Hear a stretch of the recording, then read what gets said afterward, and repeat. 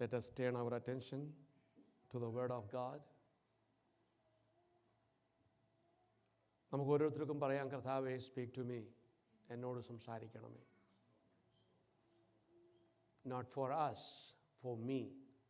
എന്നോട് സംസാരിക്കണമേ എന്ന് പറഞ്ഞാൽ അതൊരു വലിയ എഫക്റ്റാണ്. ദൈവത്തിന് സ്തോത്രം. 2 ദിനവൃത്താന്തം 2 Chronicles chapter 14 verse 11.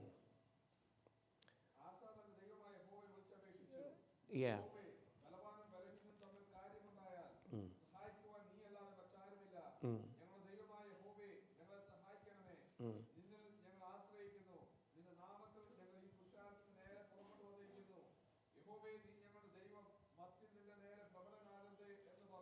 Praise God.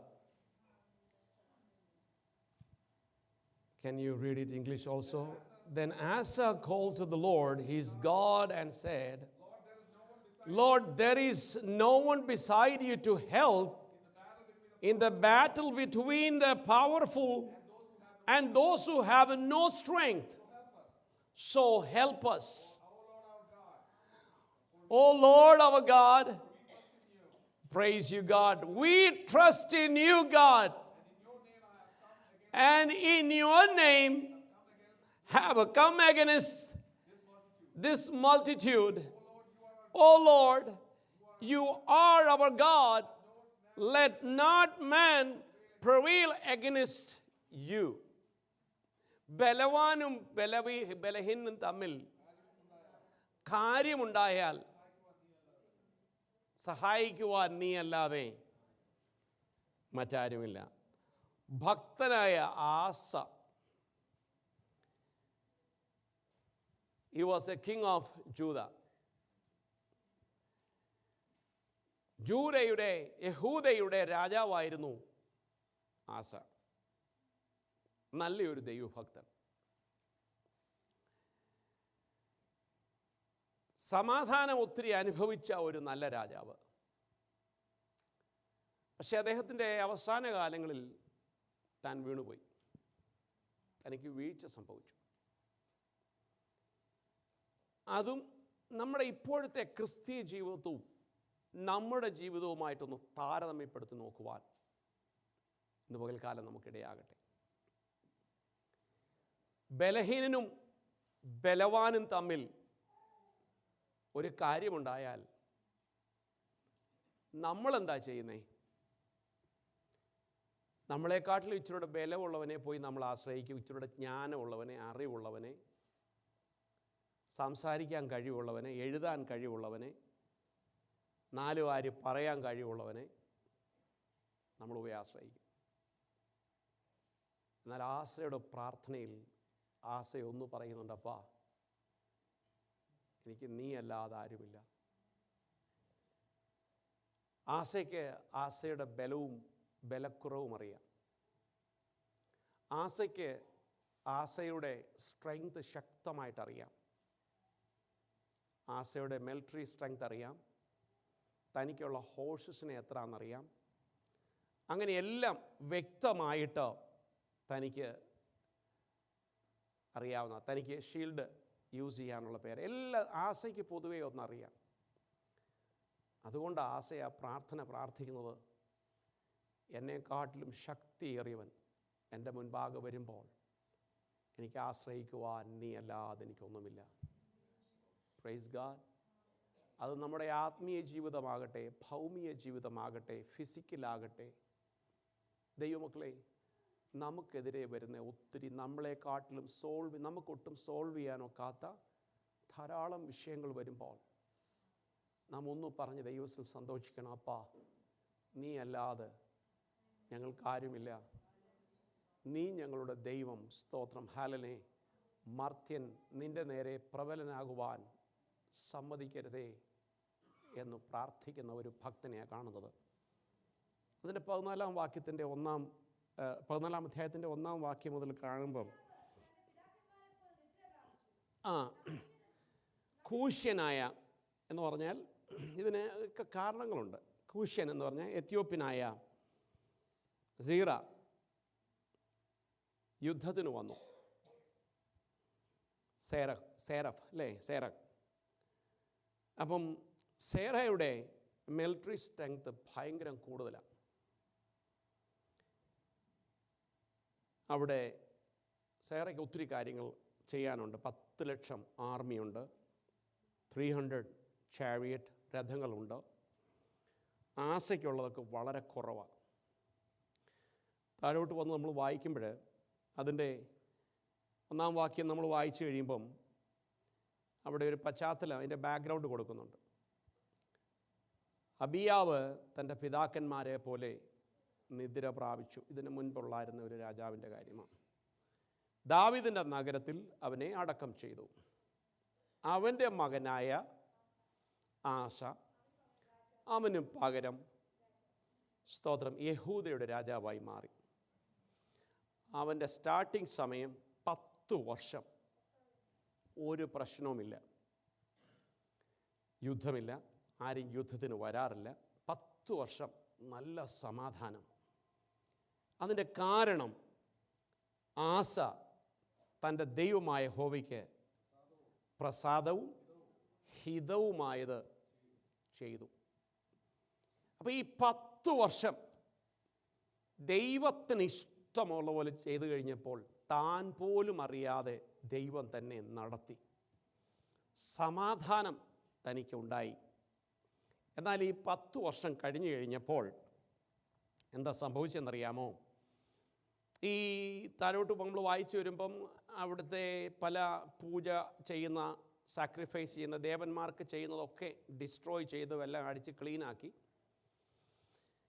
4-ാമത്തെ വാക്യത്തിലേക്ക് വരുമ്പോൾ പിതാക്കന്മാരുടെ ദൈവമായ യഹോവയെ അന്വേഷിക്കുവാനും ന്യായപ്രമാണം കൽപ്പിക്കുവാനും ആചരിച്ച് നടക്കുവാനും ഒരു ഭയങ്കരമായ ഓർഡർ അങ്ങ് പുറപ്പെടുവിച്ചു. എന്ന് പറഞ്ഞാൽ ദൈവമല്ലാതെ, ജീവനുള്ള ദൈവമല്ലാതെ ഇവിടെ ഇനി യാതൊന്നും വേണ്ട. ഒരു റിച്വൽസ് വേണ്ട, ഒരു മീഡിയേറ്റർ വേണ്ട, ഒരു വിഗ്രഹം വേണ്ട, അതിനെ വെക്കുന്നതൊന്നും വേണ്ട. ഇങ്ങനെയൊക്കെ ഒരു ഭയങ്കര ഓർഡർ കൊടുത്തു. എന്നിട്ട് എല്ലാം നീക്കിക്കളഞ്ഞു. രാജ്യം അവൻ്റെ കീഴിൽ സ്വസ്ഥമായിരുന്നു. ദൈവത്തിന് സ്തോത്രം. ദൈവത്തിന് ഇഷ്ടമല്ലാത്തതൊക്കെ നമ്മുടെ ഉള്ളിൽ നിന്നും മാറ്റിക്കളഞ്ഞു കഴിഞ്ഞാൽ സമാധാനമെന്ന് പറയുന്ന സാധനമുണ്ട് കേട്ടോ. ദൈവത്തിന് സ്തോത്രം.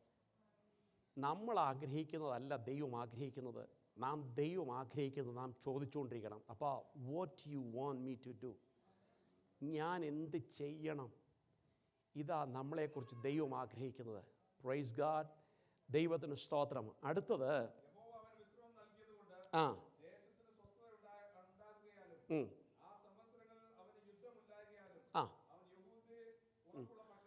അപ്പോൾ ഈ സമാധാനത്തോടെ ഇരിക്കുമ്പോൾ നമുക്ക് ചെയ്യാവുന്ന ഒക്കെ നമ്മളും ചെയ്യും. പക്ഷെ താഴോട്ട് വരുമ്പോൾ ഒരു ദിവസം ഇതിനൊക്കെ ഒരു ചലഞ്ച് ഉണ്ടാവും. അപ്പോഴാണ് പ്രശ്നം വരുന്നത്. സുഖത്തോടെ ഇരിക്കുമ്പം നമ്മൾ വിചാരിക്കും ഇതിങ്ങനെ അങ്ങ് പോകുമെന്ന്. ഈ സൈക്കിൾ ഇറക്കത്തിൽ പോകുമ്പം എന്തൊരു സുഖമാണെന്നറിയാം, ചുമ്മാതെ കാല് വെച്ചാൽ മതി. പക്ഷേ ഈ ഇറക്കം കഴിഞ്ഞിട്ടൊരു ചെറിയ ഒരിതുണ്ട്. അന്നേരം ആ കാല് വെച്ചാൽ എങ്ങനെ ആയിരിക്കും? അതുപോലെ ആകരുത് ആത്മീയ ജീവിതം. നീ ചവിട്ടേണ്ടത് ചവിട്ടിയാലേ മുന്നോട്ട് പോകത്തുള്ളൂ. ഒരു സമയമുണ്ടായിരുന്നു നീ വെറുതെ കാലേ വെച്ച് കൊടുത്താൽ മതി എന്നൊരു സമയമുണ്ടായിരുന്നു. എന്നാൽ ആ സമയം എപ്പോഴും പ്രതീക്ഷിക്കരുത്. നീ ചെയ്യേണ്ടത് ദൈവസനിൽ ചെയ്തെടുക്കണം. നിൻ്റെ ആരാധനയും പ്രാർത്ഥനയും സമർപ്പണവും കുറയരുത്. ഇതില്ലാതെ കുറച്ച് നാളൊക്കെ പോകും, പക്ഷേ ഇത് തുടരുമെന്ന് വിചാരിക്കരുത്. അതിനാ നമുക്കെപ്പോഴും കൂടിവരവിൻ്റെ ആവശ്യം, ഫെലോഷിപ്പിൻ്റെ ആവശ്യം, പ്രാർത്ഥനയുടെ ആവശ്യം, വചനധ്യാനത്തിൻ്റെ ആവശ്യം, പരിശുദ്ധാത്മാവിൻ്റെ ആവശ്യം. കാരണം എന്നറിയാമോ? ഈ വന്ന വരവ് നിൽക്കാൻ സാധ്യതയുള്ളത് കൊണ്ട് വീണ്ടും നിനക്ക് മുന്നോട്ട് പോകണമെങ്കിൽ സ്തോത്രം, ഒരു ഇറക്കത്തിൽ നീ സുഖമായിട്ട് വന്നപ്പോൾ വിചാരിക്കണം ഇനിയൊരു കയറ്റമുണ്ട്. അതും വെറും കയറ്റമല്ല, നിന്ന് ചവിട്ടിൻ്റെ ചില സംഭവങ്ങൾ സാധകയിൽ നിന്ന് ചവിട്ടണം. നിന്ന് ചവിട്ടുന്നേ കണ്ടിട്ടുണ്ടോ നിങ്ങൾ? ഇല്ലേ, പോയി കാണണം. ഇല്ലേ, ചവിട്ടി നോക്കണം. ഒരു സൈക്കിൾ എടുത്ത് തിയേറ്ററൊക്കെ പോയി നോക്കണം. നിന്ന് ചവിട്ടേണ്ടി വരും. ഒരാത്മീയൻ്റെ ജീവിതം അതാണ് കേട്ടോ. നീ തളർന്ന് സൈക്കിൾ മാറ്റി വെച്ചിട്ട് പോയി കഴിഞ്ഞാൽ you can not reach in your place. ഇത് ചവിട്ടിപ്പോയിട്ട് കാര്യമൊന്നുമില്ലെന്ന് വിചാരിച്ചെടുത്ത് മാറ്റി വെച്ചേ. നമ്മൾ മൈലുകൾ നടന്ന് നമ്മൾ കുഴഞ്ഞു പോകും. ദൈവത്തിന് സ്തോത്രം. എന്നാൽ ഇതേപോലെ സമയങ്ങളിൽ പ്രാർത്ഥിച്ച ചിലരൊക്കെയുണ്ട്. യോനാഥാൻ ഒരു പ്രാർത്ഥന പ്രാർത്ഥിച്ചു. 1 ശമൂവേൽ 14:6. യഹോവ നമുക്ക് വേണ്ടി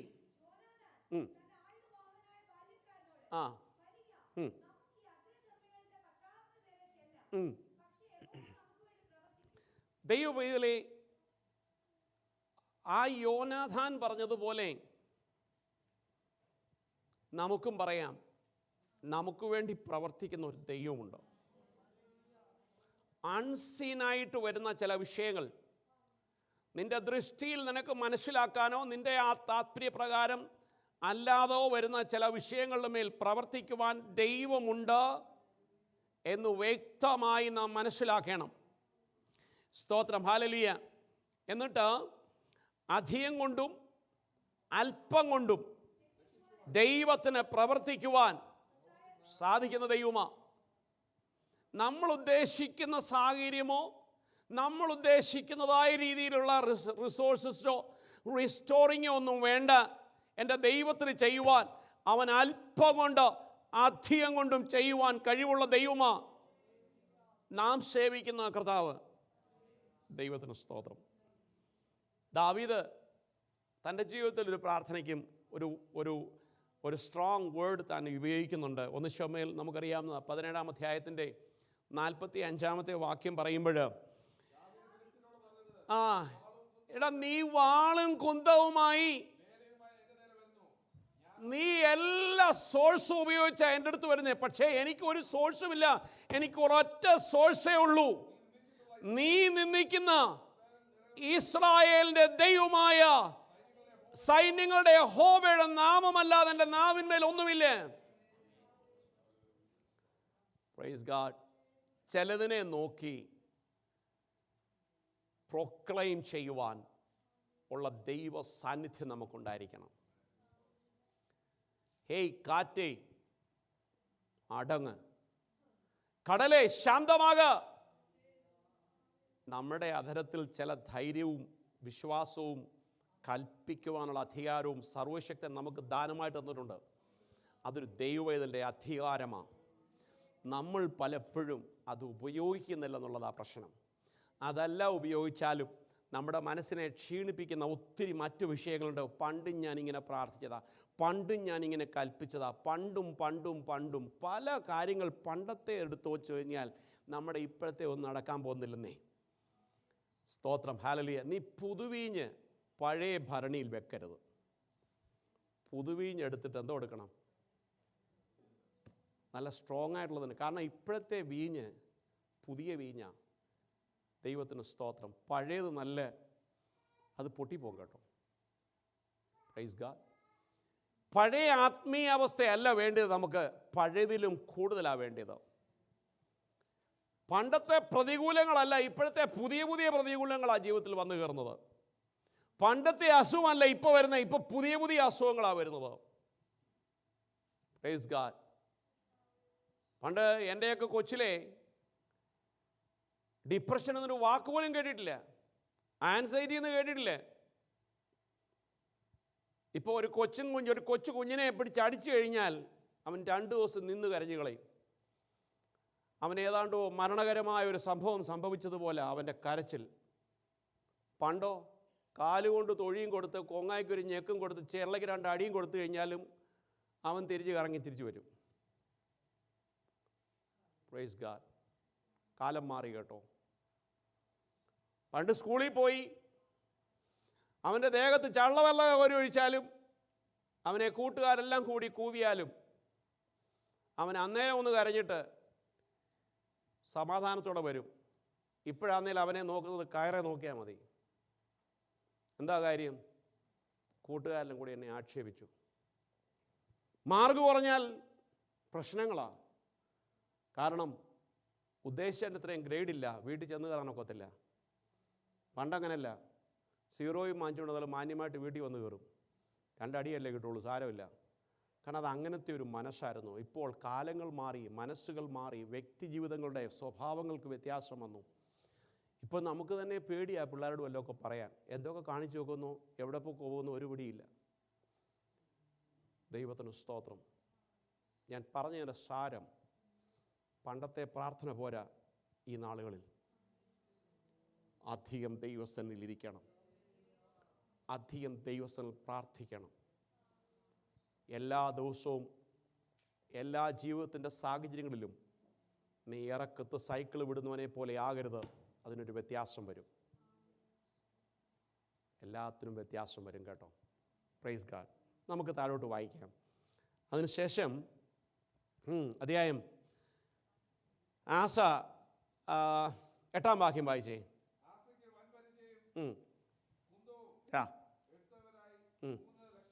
അതെ, ആസയുടെ സ്ട്രെങ്തിനെ കുറിച്ചാണ് അവിടെ കാണിക്കുന്നത്. 9-ാം വാക്യത്തിലേക്ക് വരുമ്പോൾ ഡബിളാ.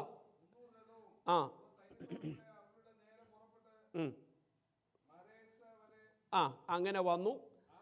ആസ അവൻ്റെ നേരെ പുറപ്പെട്ടു. അവർ മരേഷ്യയ്ക്ക് സമീപം സെറാഫാത്ത് താഴ്വരയിൽ പടയ്ക്ക് അണിനിരന്നു. അപ്പോൾ താനൊന്നും പ്രാർത്ഥിക്കാൻ തുടങ്ങി. ദൈവമക്കളെ, നമുക്കെതിരെ വരുന്ന ശക്തിയുടെ ശക്തി, ആ പവറിൻ്റെ പവർ നാം തിരിച്ചറിഞ്ഞിരിക്കണം. അതനുസരിച്ച് വേണം പ്രാർത്ഥിക്കാൻ. ദൈവം മറുപടി തരും കേട്ടോ. Praise God, hallelujah. എന്നിട്ട് 13-ാം വാക്യം വായിക്കുമ്പോൾ ആസയും അവനോട് കൂടെ ഉണ്ടായിരുന്ന അവനെ പിന്തുടർന്നു. ഹുശിരെ, എന്താ കാര്യം? ആസയുടെ ഡബിളാ, സകലതും ഡബിളാ. പക്ഷേ ഒരൊറ്റ പ്രാർത്ഥനയെ പ്രാർത്ഥിച്ചുള്ളൂ. അപ്പാ, ബലഹീനും ബലവാനും തമ്മിൽ കാര്യമുണ്ടായാൽ തീർക്കുവാൻ അങ്ങ് മാത്രമേ ഉള്ളൂ എന്ന് പറഞ്ഞപ്പോൾ സർവശക്തൻ്റെ കരമിറങ്ങി. Praise God. ഒരൊറ്റ എണ്ണത്തെ പോലും ശേഷിക്കാതെ ഈ കൊച്ചു ജനം ജയം പ്രാപിച്ചു. ദൈവത്തിന് സ്തോത്രം, ഹല്ലേലൂയ. എന്നാൽ 15-ാം അധ്യായത്തിലേക്ക് വരുമ്പോൾ, അനന്തരം ഓദേദിൻ്റെ മകനായ അസര്യാവിൻ്റെ മേൽ അപ്പം ദൈവത്തിൻ്റെ ആത്മാവ് ഉള്ള ചില രാജ്യത്ത് വേണം, സ്റ്റേറ്റിൽ വേണം, സഭയിൽ വേണം, വീട്ടിൽ വേണം. Praise God. ദൈവത്തിൻ്റെ ആത്മാവ്. അപ്പം എനിക്കൊരു ചോദ്യം ഉണ്ടായിരുന്നു. ഈ ആസ ദൈവത്തിന് പ്രസാദമുള്ളൊരു മനുഷ്യനല്ലേ? എന്നാൽ പിന്നെ ഈ ആസയോട് അങ്ങ് പറഞ്ഞാൽ പോരായിരുന്നു. പിന്നെ എന്തിനാ വേറൊരു ഓദേദിൻ്റെ മകനെ കണ്ടുപിടിക്കേണ്ട കാര്യം? Praise God, hallelujah. അസര്യാവിൻ്റെ മേൽ ദൈവത്തിൻ്റെ ആത്മാവ് വന്നു. ദൈവസഭയിലും കുടുംബത്തിലും കുഞ്ഞുങ്ങൾ ഉണ്ടെങ്കിൽ അവരിലും ഒരു അനോയിൻറ്റിങ് ഉള്ളവരുണ്ടായിരിക്കണം. Praise God. എന്നിട്ട് എന്താ പറഞ്ഞെന്നറിയാമോ? ഒരു വാണിങ്, ആദ്യത്തെ പ്രവചനം. 10 വർഷം സമാധാനമായിരുന്നു. ഓർക്കണേ, 10 വർഷം ഒരു പ്രശ്നവുമില്ല. എൻ്റെ വാക്കു കേൾക്കുവീൻ. നിങ്ങൾ യഹോവയുടെ കൂടെ ഇരിക്കുന്നിടത്തോളം അവൻ നിങ്ങളോടുകൂടെ ഇരിക്കും. അവനെ അന്വേഷിക്കുന്നുവെങ്കിൽ നിങ്ങൾ അവനെ കണ്ടെത്തും. ഒരു കാര്യം മനസ്സിലാക്കണം, ദൈവത്തെ കണ്ടെത്താനാണ് നാം ആഗ്രഹിക്കേണ്ടത്. അല്ല, ദൈവം എന്നെ വേണേ കാണട്ടെ. പല വിശ്വാസികളും അങ്ങനെയാ, പലരും അങ്ങനെയാ. ദൈവം എന്നോട് നേരിട്ട് സംസാരിക്കട്ടെ. Praise God. പണ്ടൊരാൾ ദുബൈയിലായിരിക്കുമ്പോൾ പറഞ്ഞിട്ടുണ്ട്, ഞാൻ സ്നാനപ്പെടാം, പക്ഷേ എന്നെ സ്നാനപ്പെടുത്തുന്ന ആളിനെയും ഞാൻ സ്നാനപ്പെടുത്തേണ്ട വെള്ളവും എനിക്ക് കാണിച്ചു തന്നാൽ ഞാൻ സ്നാനപ്പെടാം. ഞാൻ ചോദിച്ചു, താനാരാ, മോശയോ, അബ്രഹാമോ, ആരാ? What is your qualification? എന്ത് യോഗ്യത ഉള്ളത്? ഒരു യോഗ്യതയുമില്ല. ആ ഒരു യോഗ്യതയുമില്ലാത്ത വ്യക്തിയാ വാശി പിടിക്കുന്നത്. എന്നെ സ്നാനപ്പെടുത്തേണ്ട ദൈവദാസനും സ്നാനപ്പെടുത്തുന്നത് സ്ഥലവും കുളവും കാണിച്ചു തന്നാൽ ഞാൻ വിശ്വസിക്കാം ഇത് സത്യമാണെന്ന്. ആളിനെ പുഴു വരിച്ചു, മണ്ണോട് മണ്ണ് പോവുകയും ചെയ്തു. ദൈവം ഇതിലൊരു കാര്യം ഓർക്കണം. ഇവിടെ പറയുന്നു, നീ ദൈവത്തെ അന്വേഷിച്ചുകൊണ്ടിരിക്കാമെങ്കിൽ, ദൈവത്തിന് സ്തോത്രം. അങ്ങനെയല്ലേ ആ ഭാഗം അവിടെ പറഞ്ഞിരിക്കുന്നത്? ദൈവത്തിന് സ്തോത്രം. നിങ്ങളെ യഹോവയോടുകൂടെ ഇരിക്കുന്നിടത്തോളം. അതെന്തൊരു ഇടപാടാ? നമ്മൾ ഇത്രയും നാൾ നല്ലവനായിട്ട് ജീവിച്ചിട്ട് യഹോവയോട്, ഇനി നമ്മൾ മനുഷ്യനല്ലേ, ഒന്ന് മാറിപ്പോയാൽ ഈ യഹോവയ്ക്ക് അങ്ങ് ക്ഷമിച്ചുകൂടെ? അല്ല, അങ്ങനത്തെ ദൈവത്തെ അല്ല നാം സേവിക്കുന്നത്. അവൻ സ്തുതികളിൽ മേൽ വസിക്കുന്നവനാ. അവൻ സ്തുതി ആഗ്രഹിക്കുന്നവനാ. ദൈവത്തിന് സ്തോത്രം. ഹല്ലേലൂയ. അവനെ നീ അന്വേഷിക്കുന്നുവെങ്കിൽ നാം അവനെ കണ്ടെത്തും. ആര്, ഹൂ കേഴ്സ്? ഇതെല്ലാം ഒരുമാതിരി കളിപ്പീരും പടവുമാണെന്ന് പറഞ്ഞു കഴിഞ്ഞാൽ എൻ്റെ ദൈവത്തിന് സന്നിധിയിൽ അങ്ങനെയുള്ളവർക്കത് പടവും കളിപ്പീരും മാത്രമേ മാറത്തുള്ളൂ. അതല്ല, ദൈവത്തിൻ്റെ മുഖം അന്വേഷിക്കുക. നീ ദൈവത്തെ അന്വേഷിക്കുക, ദൈവ സാന്നിധ്യം അന്വേഷിക്കുക. കർത്താവിൻ്റെ വചനം പറഞ്ഞു, 2 or 3 പേരുടെ നാമത്തിൽ കൂടുമ്പോൾ my presence in their midst. ഞങ്ങൾ കൂടിയിട്ടൊന്നും പ്രസൻസ് ഒന്നും കണ്ടില്ല. ആരുടെ പ്രശ്നമാണ്? That is your problem. ഞങ്ങൾ 2, 3, 4, 5 പേരുണ്ടായിരുന്നു, അല്ലെ 10 പേരുണ്ടായിരുന്നു, 100 പേരുണ്ടായിരുന്നു, സേ എനി നമ്പേഴ്സ്, വലിയ അനുഗ്രഹമൊന്നുമില്ലായിരുന്നു. എന്താ കാര്യം? That is your problem. അതെൻ്റെ കർത്താവിൻ്റെ പ്രോബ്ലം അല്ല. നീ അന്വേഷിക്കാൻ തയ്യാറല്ലായിരുന്നു. നാം എപ്പോഴും ദൈവസന്നിധിയിൽ വരുമ്പോൾ നമുക്ക് വലുത് പ്രശ്നങ്ങളാ. Praise God. ഇന്ന് പല ദൈവിക കൂട്ടായ്മകളിലും ദൈവസാന്നിധ്യം നഷ്ടപ്പെടാനുള്ള കാരണം എന്തറിയാമോ? ദൈവസാന്നിധ്യം നഷ്ടപ്പെടുക എന്നുള്ള വാക്ക് തെറ്റാം, സോറി, തിരുത്തി പറയട്ടെ. ദൈവസാന്നിധ്യം നഷ്ടപ്പെടുന്നില്ല, നാം അനുഭവിക്കാത്തതിൻ്റെ കാരണം. That's the right word. ദൈവസാന്നിധ്യം നഷ്ടപ്പെടുന്നില്ലെന്ന്, പക്ഷെ നാം അത് അനുഭവിക്കാത്തതുകൊണ്ട് നാം പറയുന്നു ഒരു പ്രൈസ് ഗോഡ്. എന്നാൽ നമ്മളൊന്ന് റിവൈസ് ചെയ്യാൻ ആഗ്രഹിക്കുന്നില്ല. ഞാൻ പോയ സമയം മുതൽ ആശീർവാദം പറയുന്നത് വരെ ഒരു ടൈം ടേബിൾ ഉണ്ടാക്കി നോക്കിക്കേ. ഒരു ദിവസം അതിനു വേണ്ടി ഒന്ന് മെനക്കട്ടെ.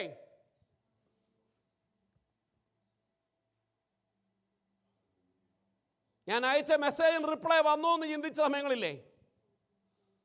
ഞാൻ അയച്ചത് അവർക്ക് കിട്ടിയോ എന്ന് ചിന്തിക്കാറില്ലേ? ഇടയ്ക്ക് ഫോൺ എടുത്ത് നോക്കാറില്ലേ?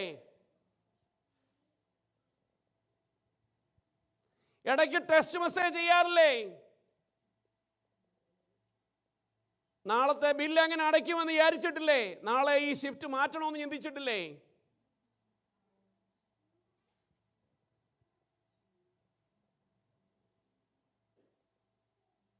കുഞ്ഞുങ്ങളുടെ മേൽ എത്ര പ്രാവശ്യം ശ്രദ്ധ കൊടുത്തു?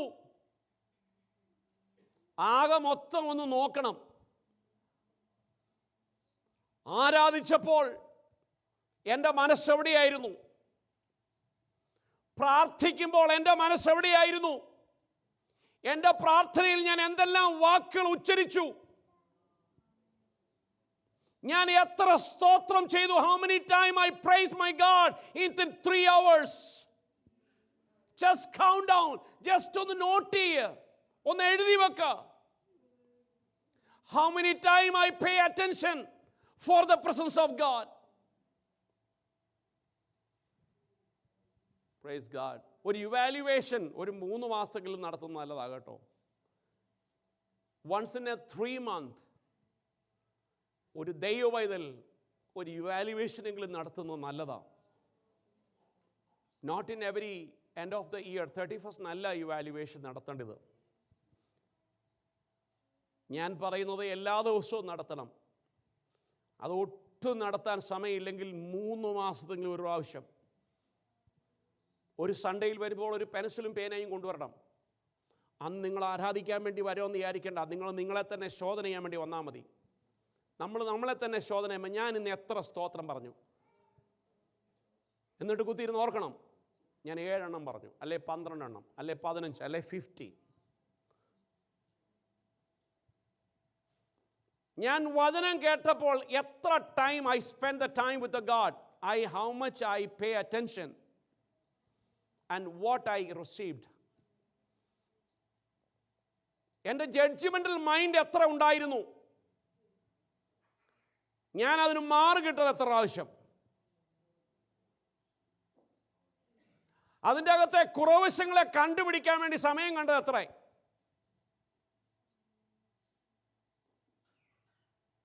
ഞാൻ കുഞ്ഞുങ്ങൾക്ക് വേണ്ടി സ്പെൻഡ് ചെയ്ത ടൈം,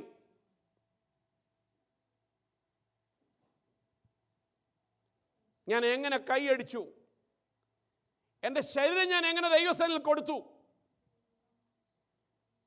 ഞാൻ എന്ത് തീരുമാനമെടുത്തിട്ടാ സഭയിൽ നിന്ന് മടങ്ങിയത്.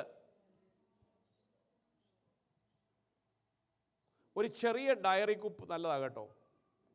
ഒരു ഡയറി കുറിപ്പ് നല്ലതാണ് ദൈവവൈതല. കാരണം നമുക്കത് ഒരു ബോധം തരും. അപ്പോൾ നമുക്ക് മനസ്സിലാവും, അയ്യോ ഇതൊക്കെ മതിയോ ദൈവപ്രസാദത്തിനു വേണ്ടി? ഈ ഞാനാണോ ഇരുന്ന് കുറ്റം പറയുന്നേ? ഈ ഞാനാണോ ഇരുന്ന് മാർഗിടുന്നത്? ഈ എന്നിലെ ആത്മാവ് എവിടെ? ഈ എന്നിലെ പരിശുദ്ധാത്മാവ് എവിടെ? Praise God, hallelujah. അസരിയാവ് സംസാരിക്കുമ്പോൾ ഈ അസരിയാവ് ആദ്യം പ്രവചിക്കുന്ന സമയത്ത് വളരെ ആഗ്രഹത്തോടെ താത്പര്യത്തോടെ ആ വാക്കുകളെല്ലാം ഏറ്റെടുത്തു ആസ. ബഹുമാനത്തോടെ ആസ ഏറ്റെടുത്തു. ദൈവത്തിന് സ്തോത്രം. എന്നാൽ ആസയുടെ വാക്കുകളെല്ലാം കേട്ട ശേഷം 3-ാം വാക്യം,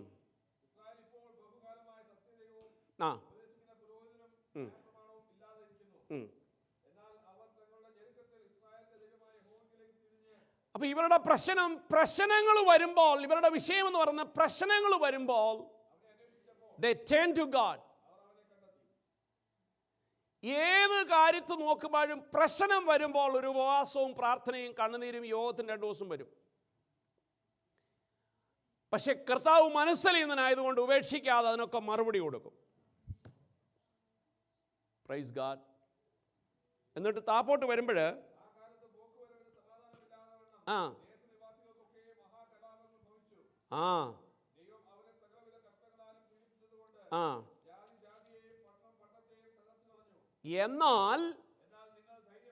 എന്നാൽ നിങ്ങൾ ധൈര്യമായിരിക്കുവീൻ, നിങ്ങളുടെ കൈകൾ തളർന്നു പോകരുത്, നിങ്ങളുടെ പ്രവൃത്തിക്ക് പ്രതിഫലമുണ്ടാകും.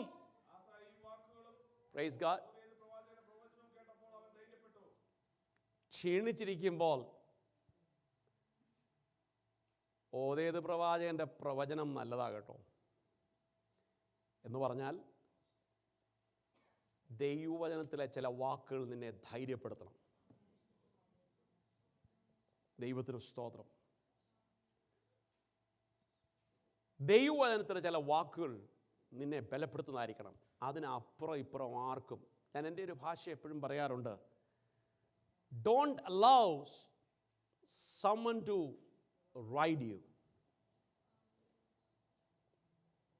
മറ്റൊരാൾ നിന്നെ റൈഡ് ചെയ്ത് കൊണ്ടുപോകാൻ നീ സമ്മതിക്കരുത്. Praise God. ഒരു ഹോഴ്സിൻ്റെയോ ഒരു ഡോങ്കിയുടെയോ മേളിൽ റൈഡ് കൊടുത്തു കഴിഞ്ഞാൽ ആ മേളിൽ ഇരിക്കുന്നവനാണ് ഇതിൻ്റെ ഉടയൻ. ഹോഴ്സിന് എത്ര ശക്തി ഉണ്ടെങ്കിലും അതിനെ ആ വലിക്കുന്നതനുസരിച്ചാണ് അതിൻ്റെ ഡയറക്ഷൻ പോകുന്നത്. അതുകൊണ്ട് ആരും ഒരു ആത്മീയ ജീവിതത്തിൽ റൈഡ് ചെയ്യാൻ സമ്മതിക്കരുത് കേട്ടോ. അൺലെസ് നമ്മളെക്കാട്ടിലും 100 മടങ്ങ് ദൈവത്തിൽ നിന്ന് അഭിഷേകം പ്രാപിച്ചവനാണെങ്കിൽ ഇറ്റ്സ് ഗുഡ്. കാരണം അവർ നമ്മളെ റൈറ്റ് പാത്തിലായിരിക്കും കൊണ്ടുപോകുന്നത്. ദൈവത്തിന് സ്തോത്രം. യുദ്ധത്തിന് കൊണ്ടുപോകുന്ന റൈഡ് ചെയ്യുന്നവരും യുദ്ധത്തിന് പോകുന്ന ഹോഴ്സും പ്രത്യേകം ട്രെയിൻഡാണ്. അത് ഓരോ വരിയിലും ഓരോ സിഗ്നലിലും അതിനറിയാം ഇന്നതാ ചെയ്യേണ്ടത്. കാരണം മേളിലിരിക്കുന്നവൻ വെൽ ട്രെയിൻഡാണ്. അവൻ യുദ്ധവീരനാണ് മേളിലിരിക്കുന്നവൻ. അതുകൊണ്ട് ഈ ഹോഴ്സിനെ റൈഡ് ചെയ്യുമ്പോൾ അവൻ്റെ ഓരോ ക്ലിക്കും അവൻ്റെ ടച്ചും എല്ലാം ഈ ഹോഴ്സിന് മനസ്സിലാക്കാൻ പറ്റും. അതേപക്ഷെ യുദ്ധത്തിന് പരിചയമില്ലാത്തവൻ ഇതേ സെയിം ഹോഴ്സിനെ ഒന്ന് കൊണ്ടുപോയി യുദ്ധം തോറ്റ് മടങ്ങി വരും. പറഞ്ഞതിൻ്റെ സാരം, ഒരു ദൈവവൈതലിനെ നയിക്കേണ്ടത് നമ്മളെക്കാട്ടിലും ഇരട്ടി ദൈവാത്മാവിനാൽ നടത്തപ്പെടുന്ന ഒരു വ്യക്തിയായിരിക്കണം. അറിവല്ല കേട്ടോ, അഭിഷേകത്താൽ പരിശുദ്ധാത്മാവിനാൽ നിയമിക്കപ്പെടുന്ന. ഞാൻ ഈ ദിവസങ്ങളിൽ ചിന്തിച്ചു വരുന്ന ഒത്തിരി കാര്യങ്ങൾ. ഒന്ന്, ഇപ്പം നമുക്കറിയാം ഒത്തിരിയിടത്ത് ബൈബിൾ കോളേജുകളുണ്ട്. ഒത്തിരിയിടത്ത് അങ്ങ് വേദോസ്തവം പഠിപ്പിക്കുക. ഇപ്പം വാളെടുക്കുന്നവന് മുഴുവൻ വെളിച്ചപ്പാടാണ്. ഇപ്പം എവിടെ നോക്കിയാലും ബൈബിൾ കോളേജാണ്, ഓരോ യൂണിവേഴ്സിറ്റികളാണ്. ആ ഡോക്ടർ ഈ ഡോക്ടർ എല്ലാം ഡോക്ടേഴ്സാണ്. നിങ്ങൾക്കറിയാമോ, വാസ്തവത്തിൽ അവിടെ എല്ലാം പഠിപ്പിക്കുന്നതൊക്കെ ഡിഫറെൻ്റാണ്. ധാരാളം യൂണിവേഴ്സിറ്റികളിൽ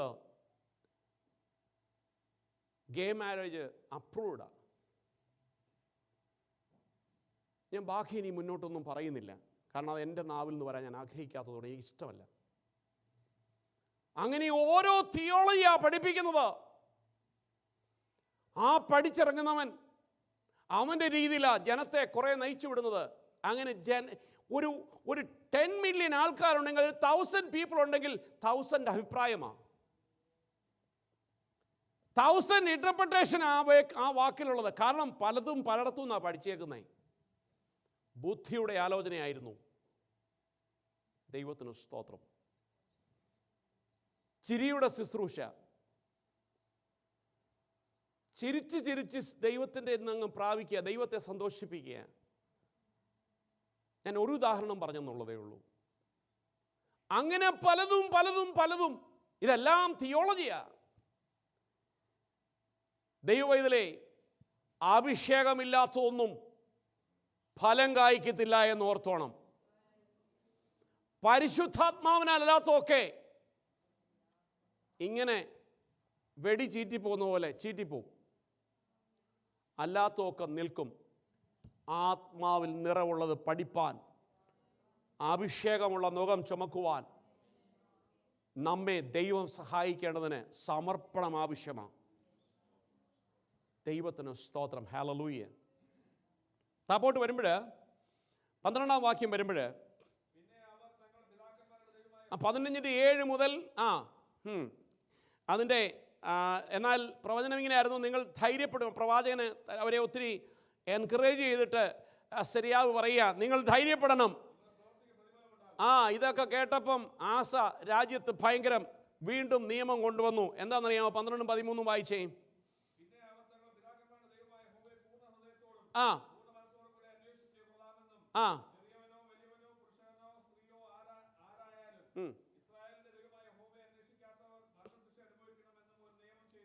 ഭയങ്കരമായിട്ടൊരു നിയമം, നല്ല നിയമമാണ്, എനിക്കും ഇഷ്ടപ്പെട്ടത്. പക്ഷേ താപ്പോട്ടൊന്ന് നോക്കാം നമുക്ക്.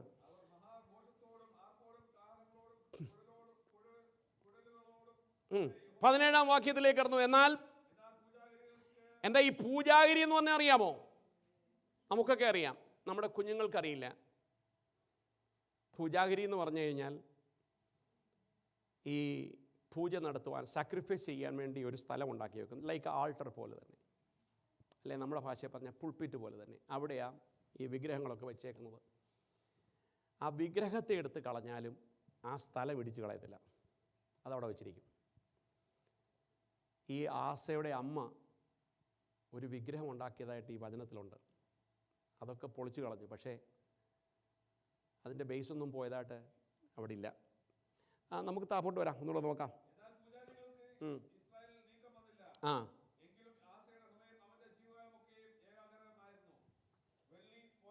അത് ശ്രദ്ധിക്കണേ. ഇസ്രായേലിന് നീക്കം വരേണ്ടി ഒന്നായിരുന്നു, അതിൻ്റെ ബേസും കൂടി ഇടിച്ച് കളയണം. ചിലർ പകുതി വിടും, പകുതി വിടാതെ ഇങ്ങനെ വെച്ചേക്കും. ആ പകുതി വിടാത്തതിൽ ആ ദുഷ്ടൻ തൂങ്ങിക്കിടക്കുന്നത് കേട്ടോ. ഞാൻ പൂർണ്ണ ഹൃദയത്തോടൊന്ന് പറയുകയും, പകുതി ഇവിടെ പകുതി അവിടെ വിടില്ല ദൈവം കേട്ടോ. ദൈവം വിട്ടാലും വിടാത്ത വേറൊരു ശക്തിയുണ്ട്, ദുഷ്ടാത്മാവ്. ഇവൻ തൂങ്ങിക്കിടക്കും. ഇവനെ പറിച്ചെറിയാൻ വലിയ പ്രയാസമാണ്. Praise God, hallelujah. നിങ്ങൾക്കൊരു കഥ ഓർമ്മയുണ്ടാവും. ഒരു വീട് ഒരുവൻ വിറ്റപ്പോൾ ആണിയടിച്ചൊരു കഥ. You know, when the person sell his house, he just put the nail. അവൻ ആ ഡീഡിൻ്റെ അകത്ത് എഴുതി വെച്ചു, ഞാൻ ഈ വീട് നിങ്ങൾക്ക് തരാം, വളരെ വില കുറഞ്ഞ വീടായിട്ട് കൊടുത്തു. നിങ്ങളെല്ലാം കേട്ട ഒരു കഥയായത്. എന്നിട്ട് ആ ഡീഡിൽ എഴുതി, ഞാനിവിടെ എനിക്കൊരു നെയിലടിക്കാനുള്ള ഒരു അവകാശം തരണം. അപ്പോൾ ആ വീട് വാങ്ങിച്ചാളി വിചാരിച്ചു, it's A very simple, you are kidding, നിങ്ങൾ ഈ വിലയ്ക്ക് എനിക്ക് തന്നു, ഓഫ് കോഴ്സ് നിങ്ങൾക്ക് ഇഷ്ടമുള്ളിടത്ത് ഒരാണി അടിക്കോ. അപ്പോൾ പറഞ്ഞാൽ അത് ഡീഡിൽ എഴുതണമെന്ന് പറഞ്ഞു. അങ്ങനെ ഡീഡിൽ എഴുതി ഇന്ന ആളിന് വീട് കൊടുത്തു. പക്ഷേ ആ ആളിന് ഈ ഭവനത്തിൽ ഒരാണി അടിക്കാനും ആ ആണി അദ്ദേഹത്തിൻ്റെ അധികാരത്തിലായിരിക്കും, under his authority, that nail. He can remove that nail any time, he can keep the nail any time. അങ്ങനെ ഡീഡിൻ്റെ അകത്ത് എഴുതി വെച്ചു. ആൾ പോയി. പിറ്റേ ദിവസം കൊണ്ട് സകല ട്രാഷും ഇറച്ചിയും കോഴിയുടെ തലയും എല്ലാം കൊണ്ട് ഒരു സഞ്ചിക്കകത്ത് കൊണ്ടുവന്നിട്ട്, ഒരു ബാഗിൽ കൊണ്ടുവന്നിട്ട് ഈ ആണിയെ തൂക്കിയിട്ടു. അത് നാറാൻ തുടങ്ങി. വീട്ടുകാർക്ക് താമസിക്കാൻ പറ്റത്തില്ല. ചോദിച്ചു വഴക്കുണ്ടാക്കിയപ്പോൾ പറഞ്ഞു, നമ്മൾ എഴുതി വെച്ചതാണ് ഒരാണി എൻ്റെ അവകാശത്തിൽപ്പെടുന്നതാണെന്ന്. വീടെനിക്ക് വേണ്ട, പക്ഷേ ആണി എൻ്റേതാണ്. ദൈവമക്കളെ, നീ ഒരാണിക്ക് സ്ഥലം കൊടുത്തു കഴിഞ്ഞാൽ നിന്നെ ഇറക്കി വിടാൻ അവന് പറ്റും കേട്ടോ. അവൻ ഈ കയറി വരുന്നിടത്ത് ഒരാണിക്കകത്ത് കൊണ്ട് ഒരാണിയിൽ തൂക്കിയിട്ടിരിക്കുക, ഓരോ ബാഗിൽ നിറച്ച് ട്രാഷുകൾ, ചത്ത മീന്, കോഴിത്തല, അങ്ങനെ ഏറ്റവും ദുർഗന്ധം വഹിക്കുന്ന ബാഡ് സ്മെല്ല് വരുന്ന എല്ലാം കൊണ്ട് ഹാങ് ചെയ്തു. വീട്ടുകാർക്ക് വരാനും പോകാനും ഒക്കത്തില്ല, രാത്രി ഉറങ്ങാനൊക്കത്തില്ല. അവസാനം അവർ ആ വീട് വിട്ടിട്ട് പോകേണ്ടി വന്നു. ഈ ബുദ്ധിയുള്ളവൻ ആ വീട് വീണ്ടും കിട്ടി. ദുഷ്ടൻ്റെ പ്ലാൻ നമ്മൾ പറയുന്ന പോലല്ല കേട്ടോ. അവൻ നിന്നോട് ചോദിക്കുന്നത് ഒരു നെയിൽ വെക്കാനുള്ള പ്ലേസാണ്, പക്ഷേ അവൻ്റെ ഉദ്ദേശം വേറെയാണ്. നിന്നിൽ വ്യാപരിക്കുന്ന ശക്തിയെ ഇറക്കി വിടുവാൻ അവൻ ആഗ്രഹിക്കുന്നത്. ദൈവത്തിന് സ്തോത്രം. ആസയ്ക്ക് അങ്ങനെ സംഭവിച്ചു കേട്ടോ. ഇത് കേൾക്കുന്ന ചിലരെയായിരിക്കും ആസ എവിടെ അതിന് ആണി അടിച്ചതെന്ന്. അങ്ങനെ ഗ്രഹിക്കുന്നവരും ഉണ്ടാവും കേട്ടോ. ആസയ്ക്ക് വീടുണ്ടായിരുന്നു, ആസ എവിടെ കൊണ്ട് ആണി അടിച്ചേ? അതല്ല, ഇതൊരു എക്സാമ്പിൾ പറഞ്ഞതാണ്. ദൈവത്തിന് സ്തോത്രം. ദൈവം ഇതിലെ താപ്പോട്ട് നമുക്കൊന്നുകൂടെ വായിച്ച് നോക്കാം.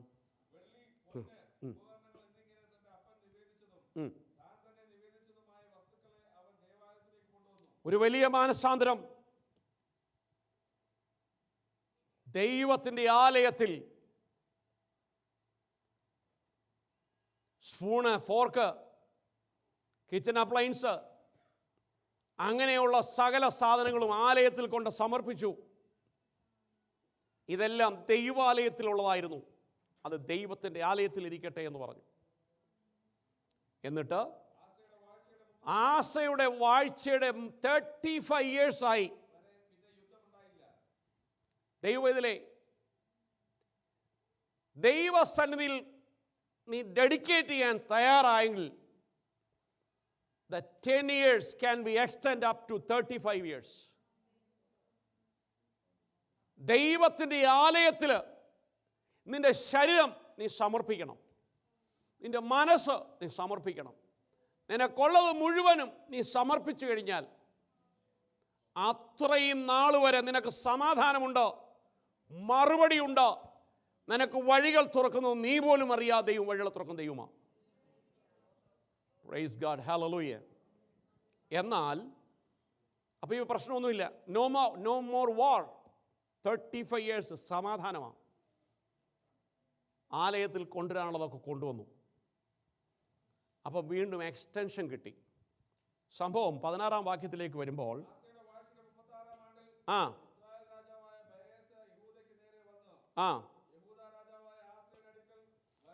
അവിടെ ഒരു ചെറിയ ക്രാഷ് ഉണ്ടാകുന്നു.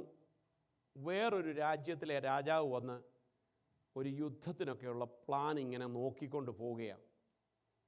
അപ്പോൾ ഈ ആസ നമ്മൾ കേട്ടു നല്ല സ്ട്രോങ് പട്ടണമാണ് പണിത്. അതുകൊണ്ട് ഇപ്പോൾ എപ്പോഴും ആൾക്കാർക്ക് ഈ സ്പൈക്ക് വന്നു പോകാനൊക്കാത്ത പോലെ സ്ട്രോങ് ബിൽഡിങ്, സ്ട്രോങ് ആയിട്ടാണ് അതിൻ്റെ വാൾസും അതിൻ്റെ സെക്യൂരിറ്റി സിസ്റ്റം ഒക്കെ ഉണ്ടാക്കിയേക്കുന്നത്. പക്ഷെ സംഭവം ഇദ്ദേഹം കേട്ടു അടുത്ത ഒരു യുദ്ധത്തിന് വേണ്ടി വരുന്നു. 36 years ആയപ്പോൾ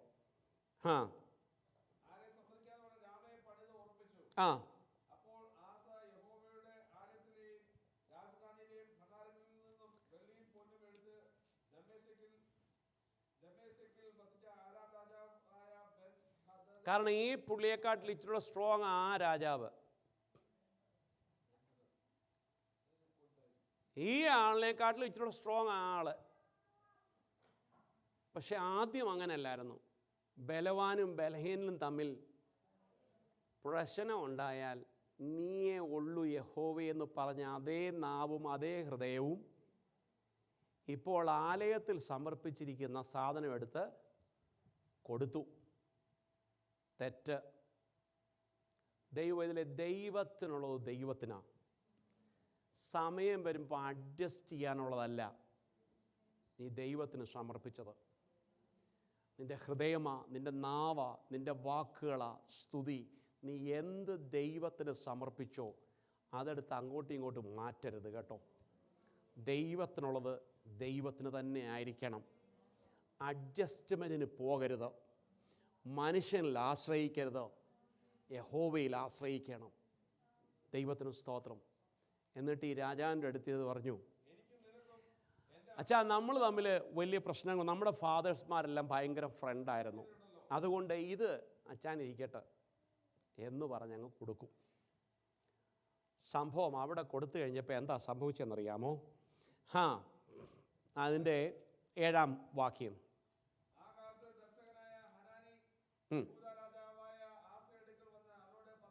രണ്ടാമത്തെ പ്രവചനം. ഹനാനി ഇപ്പോഴും ജീവിച്ചിരിപ്പുണ്ട് കേട്ടോ.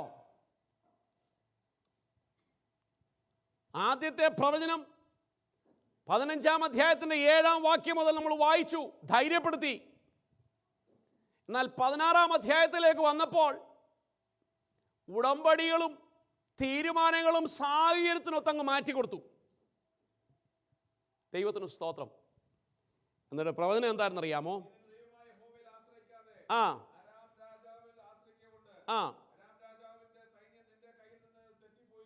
കണ്ടോ? മനുഷ്യനിൽ ആശ്രയിക്കുന്നതിനേക്കാൾ യഹോവയിൽ ആശ്രയിക്കുന്ന നല്ലത്. പൂർണ്ണ ഹൃദയത്തോടെ ആരാധിച്ചവൻ. സാഹചര്യം വന്നു കഴിഞ്ഞപ്പോൾ മനസ്സൊക്കെ മാറി. ഇപ്പം ദൈവത്തിൻ്റെ ആലയത്തിന് പോകേണ്ട കൊടുത്തതൊക്കെ മഹത്വവും സമയവും ഇപ്പം മറ്റോരോന്നിനാണ് പോകുന്നത്. മനസ്സിലായ പറഞ്ഞേ? പണ്ട് തീരുമാനം എടുക്കായിരുന്നു, സുഖമില്ലേലും ഞാൻ പോകും, പൈസ ഇല്ലേലും നടന്നു പോകും, എന്നെയൊന്നും സാത്താനെ നിനക്ക് തോൽപ്പിക്കാൻ പറ്റില്ല, ഞാൻ ദൈവത്തെ ആരാധിക്കും എന്നൊക്കെ പറഞ്ഞ് ജോലി നഷ്ടപ്പെട്ടാലും വേണ്ടില്ല, ഞാൻ ദൈവത്തെ ആരാധിക്കും എന്നൊക്കെ പറഞ്ഞൊക്കെ സാഹചര്യം വന്ന് 2 വെരുട്ടി കഴിഞ്ഞപ്പം ചേഞ്ചായി. കാരണം ഇപ്പം നമുക്ക് പ്രശ്നങ്ങളാണ് വലുത്, ആലയമല്ല ഇപ്പം പ്രശ്നം. ആസാഫിനിപ്പം ആലയമൊന്നും വലിയ പ്രശ്നമല്ല. ഇപ്പം തന്നെ ഏറ്റവും ഭരിക്കുന്ന പ്രശ്നം ഒരുത്തൻ നമ്മുടെ അടുത്ത് യുദ്ധത്തിന് വരുന്നുണ്ട്, അതെങ്ങനെയെങ്കിലും ഒന്ന് പരിഹരിച്ചു വിടുക. ആലയം അവിടെ നിൽക്കട്ടെ. ദൈവത്തെ സൂത്രത്തിൽ കളിപ്പിക്കാമെന്ന് വിചാരിക്കരുത് കേട്ടോ. ഒരു ദിവസം ഒരു മാനസാന്തരം തോന്നി എല്ലാം കൊണ്ട് അങ്ങോട്ട് വെക്കും. പിറ്റേ ദിവസം ഇവിടെ ഒരു പ്രശ്നം ഉണ്ടാക്കുമ്പോൾ ഇതിവിടെ വെച്ചിട്ട് കാര്യമൊന്നുമില്ല, തിരിച്ചു കൊണ്ട് കൊടുക്കും. നമ്മുടെ ദൈവം പൊട്ടനൊന്നുമല്ല കേട്ടോ. അവൻ ശരിക്കും പണി തരും. അവൻ്റെ കരം വലുതാകാം. അവൻ്റെ കരം കുറുകിപ്പോകും, അവൻ്റെ മുഖം മറച്ചു വയ്ക്കും, അവൻ മാറി നിൽക്കും, അവൻ മറുപടി തരാതിരിക്കും. നമ്മുടെ ദൈവത്തെ സോപ്പിടാമെന്ന് വിചാരിക്കേണ്ട. അവൻ സ്തുതികളിൽ മേൽ വസിക്കുന്നവനും ഹൃദയങ്ങളെ ശോധന ചെയ്യുന്നവൻ ദൈവമാകട്ടോ. മനുഷ്യനെ സോപ്പിടാം, ദൈവത്തെ സോപ്പിടാൻ പറ്റത്തില്ല. നമ്മുടെ വായിലെ ചിലരുടെയൊക്കെ സ്തോത്രം കേട്ടാൽ ഒരു സൂത്രം പോലെയാണ് തോന്നുന്നത്. അങ്ങനത്തെ സൂത്രം ദൈവത്തിന് വേണ്ട. ചിലർ കൈ അടിക്കുന്നത് ഇങ്ങനെ കൊണ്ടുവന്നിട്ട് ഇങ്ങനെ വരും, പക്ഷേ അടി ഇല്ല, ഇങ്ങനെ ഇത്രയേ ഉള്ളൂ. കാഴ്ചയിൽ വരുന്ന വരവ് കണ്ടാൽ കൈ പൊട്ടുന്ന പോലെ വേണ്ട. ചിലർ കണ്ണടയ്ക്കും, അതിൻ്റെ ഇടയ്ക്ക് ഇങ്ങനെ നോക്കും, പിന്നെ നോക്കും. വേണ്ട, കളിപ്പീര് വേണ്ട. ചിലർ ആരെങ്കിലും നോക്കിയാൽ സ്തോത്രം സ്തോത്രം സ്തോത്രം സ്തോത്രം, കുറേ സ്തോത്രങ്ങൾ പറയും, ഇങ്ങനെ ആരാധനയായിട്ട് തോന്നും, പക്ഷെ പിന്നെ ആളിന് നോട്ടം വേറൊക്കെയാണ്. ദൈവസന്നിധി കളിപ്പീര് വേണ്ട കേട്ടോ. അവൻ ഹൃദയങ്ങളെ തൂക്കി നോക്കുന്നവനെന്നാ. നിന്റെ ഇരിപ്പും നടപ്പും നീ എഴുന്നേൽക്കുന്നതും ഇരിക്കുന്നതും ശക്തമായി തൂക്കി നോക്കുന്ന ദൈവമാ നാം സേവിക്കുന്ന ദൈവം. അവനെ കളിപ്പിക്കരുത്. നിന്റെ ആവശ്യം സാധിച്ച് ഒരു മാനസാന്തരം ഉണ്ടാകുമ്പോൾ ദൈവത്തിൻ്റെ ആലയത്തിലും, മാനസാന്തരം കഴിഞ്ഞ് പ്രശ്നം വരുമ്പോൾ പുറത്തും വേണ്ട പണി. Praise God. അങ്ങനത്തെ ദൈവത്തെ അല്ല നമ്മൾ സേവിക്കുന്നത്. അതിന് വല്ല വിഗ്രഹങ്ങളെ ആരാധിക്കാൻ പോകുന്ന നല്ലത്. കാരണം ഒത്തിരിയും വിഗ്രഹങ്ങളുണ്ട്. കണ്ണിന് കാഴ്ചയ്ക്ക് ഒരു വിഗ്രഹം, മൂക്ക് നീളം കൂടാൻ വേറൊരു വിഗ്രഹം, ചെവിക്ക് കേൾവിക്ക് വേറൊരു വിഗ്രഹം, അങ്ങനെ പല സെക്ഷനായിട്ടുണ്ട് കേട്ടോ. എന്നാൽ എൻ്റെ സർവശക്തനായ ദൈവം സർവത്തിനും മതിയായവനാണ്. നിൻ്റെ ഉച്ചി മുതൽ ഉള്ളംകാല് വരെ പരിഹരിക്കുവാനും നിന്നെ തൂക്കി നോക്കുവാനും കഴിവുള്ള ദൈവമാണ്. സ്തോത്രം. വെള്ളത്തിൻ്റെ ആഴത്തെ അളക്കുവാൻ കഴിവുള്ളവനാ ദൈവത്തിന് സ്തോത്രം. സമുദ്രത്തിൻ്റെ ആഴത്തെ അളക്കുവാൻ കഴിവുള്ളവനാ, സമുദ്രത്തോട് കൽപ്പിക്കുവാൻ കഴിവുള്ളവനാ, കാറ്റ് അടങ്ങെന്ന് പറയുവാൻ കഴിവുള്ളവനാ നമ്മുടെ ദൈവം. സർവശക്തനായ ദൈവമാ. അവനെ ഒരു രാത്രിയോട് ഒരു സഭായോഗം കൊണ്ടും പരിശോധിക്കാൻ പറ്റുന്ന ദൈവമല്ല. ഒരു 3 മാസം ഞാൻ ശരിയായി നടക്കാമെന്ന് പറയുന്ന ഒരു പ്രവൃത്തി ദൈവത്തിന് വേണ്ട. അതിൻ്റെ ആയുസ് മുഴുവനും ദൈവത്തിന് വേണ്ടി കൊടുക്കുവാൻ തയ്യാറാണെങ്കിൽ അതിന് ദൈവസന്നിധിയിൽ വരാവൂ. Praise you God. Hallelujah. അതിനുശേഷം എന്തുവാ സംഭവിച്ചെന്നറിയാമോ?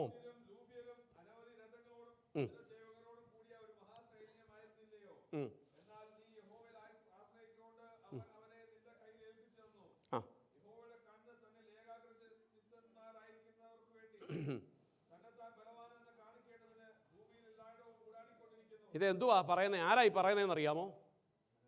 രണ്ടാമത്തെ പ്രവചനം. ദൈവത്തിൻ്റെ ആലയത്തിൽ ആകണ്ടി പോലെ ആകാതെ വന്നപ്പോൾ ദൈവവചനത്തിൽ കൂടെ ദൈവത്തിൻ്റെ ദാസൻ പ്രവചനാത്മാവിൽ വിളിച്ചു പറയുന്നു, കുറവശങ്ങളെ വിളിച്ചു പറഞ്ഞു. ആർക്കാ ഇഷ്ടം? ആർക്കെങ്കിലും ഇഷ്ടമാണോ? നിന്നെ വാലല്ല തലയാക്കും, സൈക്കിൾ വാ, കാറ് കൊടുത്തു. Praise God. ട്രെയിൻ വരെ ഓരോരുത്തർ ഓഫർ ചെയ്യുന്നതെന്നാണ് പറയുന്നത്. അത്ര അങ്ങ് ഓഫറിങ്ങാണ്. നിന്റെ ദൈവം ആരാന്നറിയാമോ? അച്ചായൻ ഇന്ന് നടന്നു വന്നെങ്കിൽ നാളെ ട്രെയിൻ ദൈവം തരാൻ തയ്യാറാണ്. പ്ലെയിനൊക്കെയാണ് വാഗ്ദാനം ചെയ്യുന്നത്. ദൈവമക്കളെ, നടന്നു വരുന്ന എന്നോട് പറയുക, നിനക്ക് നാളെ ദൈവം പ്ലെയിൻ വെച്ചേക്കാന്ന് പറഞ്ഞു കഴിഞ്ഞാൽ എൻ്റെ ദൈവത്തിന് ഒരു ജോലിയില്ലേ? ദൈവത്തിന് സ്തോത്രം. മരുഭൂമിയിൽ മന്ന കൊടുത്തവനെയാണ് ഞാൻ സേവിക്കുന്നത്. പ്ലെയിനും ട്രെയിനും കാറും വലിയ വീടും 2 നില ബിൽഡിങ്ങും ഒന്നും തരുന്നവനെ അല്ല. അതിനെൻ്റെ ദൈവത്തിനെ വേണ്ട. എനിക്ക് ദുഷ്ടം നോക്കിയാലും എന്നെ സഹായിക്കാൻ പറ്റും, ദുരാത്മാവൻ എന്നെ അനുഗ്രഹിക്കാൻ പറ്റും. പക്ഷെ എൻ്റെ ജീവൻ്റെ അപ്പമാകുന്നവൻ, എൻ്റെ ഉടയവൻ പാറമേൽ വീട് പണിയാനാണ് ഞാൻ ആഗ്രഹിക്കുന്നത്. ദൈവത്തിന് സ്തോത്രം. എൻ്റെ കർത്താവ് തരുന്നത് വളരെ മധുരമുള്ളതാണ്. That will stay and stand for ever unless if I am not change. ഞാൻ മാറ്റമില്ലാത്തവനാകുന്നത് വരെ അവൻ വാക്കുമാറില്ല. ദൈവത്തിന് സ്തോത്രം. ദൈവത്തെ പ്രസാദിപ്പിക്കുവാൻ തയ്യാറാണെങ്കിൽ അവൻ എൻ്റെ കൂടെ തന്നെ ഉണ്ടാവും. എന്ന് എൻ്റെ മനസ്സ് മാറി എൻ്റെ ദൈവത്തിന് തോന്നുന്നു. അച്ഛന് തോന്നണ്ട കേട്ടോ, പാസ്റ്റർക്കും തോന്നണ്ട. എനിക്ക് ഇവരുടെയൊക്കെ മുന്നിൽ ഭയങ്കരമായിട്ട് നടിക്കാൻ അറിയാം, ഭക്തനായിട്ട് നിൽക്കാം. പക്ഷെ എന്നെ തൂക്കി നോക്കുന്ന ഒരുവനുണ്ടെന്ന് നമ്മളൊന്ന് മനസ്സിലാക്കിയാൽ മാത്രം മതി. ഇത്രയും മാത്രം. എന്നെ തൂക്കി നോക്കുന്ന ഒരുവനുണ്ട്. ഞാൻ നടക്കുന്നു, എഴുന്നേൽക്കുന്നു, കിടക്കുന്നു, ഇരിക്കുന്നു, എന്നെ വ്യക്തമായി അറിയുന്നവൻ. ഈ ഒരു ചിന്ത ഉണ്ടെങ്കിൽ, നമ്മുടെ പ്രാർത്ഥനാ ജീവിതം വ്യക്തമായി നോക്കുന്നവൻ, ദൈവത്തിന് സ്തോത്രം. ഈ ഒരു ചിന്ത മാത്രം മതി. അങ്ങനെ കുറേ കാര്യങ്ങളൊക്കെ രണ്ടാമത്തെ പ്രവചനത്തിൽ ഈ ദൈവദാസൻ വിളിച്ചു പറഞ്ഞു. എന്താ സംഭവിച്ചെന്നറിയാമോ? ആദ്യത്തെ പ്രവചനത്തിൽ എന്തോ സംഭവിച്ചു? എന്തോ സംഭവിച്ചു ആദ്യത്തെ പ്രവചനത്തിൽ? കേട്ടില്ല. What happen? ഫസ്റ്റിൽ പ്രവചനം നടത്തിയപ്പോൾ എന്തോ സംഭവിച്ചു? മുഴുവൻ അല്ലേ? ഉറക്കെ പറ. ക്രമീകരിക്കേണ്ടത് ക്രമീകരിച്ചു. രാജ്യത്ത് കൽപ്പന കൊടുത്തു, എൻ്റെ ദൈവമല്ലാതെ ഭൂമിയിലൊന്നും ഉണ്ടാകരുതെന്ന് പറഞ്ഞു. സകലതും ദൈവസ്ഥലിൽ സമർപ്പിച്ചു. ആലയത്തിൽ കൊണ്ടുവന്ന് സമർപ്പിച്ചു. എൻ്റെ അപ്പന് വേണ്ടാത്തതൊക്കെ എനിക്ക് വേണമെന്ന് പറഞ്ഞ് ആലയത്തിൽ കൊണ്ടുവന്നു. പക്ഷേ രണ്ടാമത്തെ പ്രവചന സമയമായപ്പോൾ ഈ ആദ്യത്തെ ആശയോട് തന്നെയല്ലേ പറഞ്ഞേ? ആന്നു. പക്ഷെ രണ്ടാമത്ത് പറഞ്ഞപ്പം 10-ാം വാക്യം വായിച്ച്, 16:10.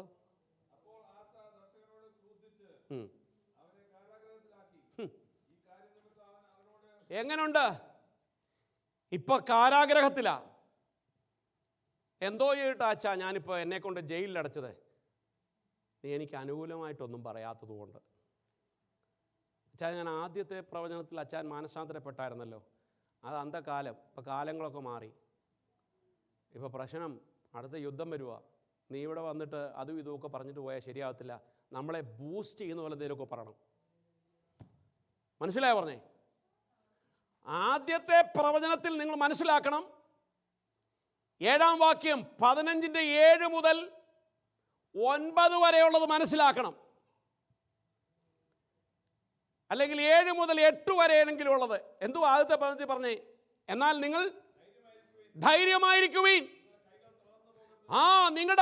നിങ്ങൾ ധൈര്യമായിരിക്കുവീൻ. അതല്ലേ നമുക്കൊക്കെ ഇഷ്ടം. എല്ലാവർക്കും ഇഷ്ടം അതാ. Praise God. എന്നിട്ട് പറഞ്ഞത് ലാസ്റ്റ് നല്ല ഹോപ്പാണ് കൊടുത്തത്. ഉണ്ടാകും. അയ്യോ സ്തോത്രം. അപ്പം എനിക്ക് ഒരു വ്യത്യാസമൊക്കെ വരും കേട്ടോ. സമാധാനമായി, സന്തോഷമായി.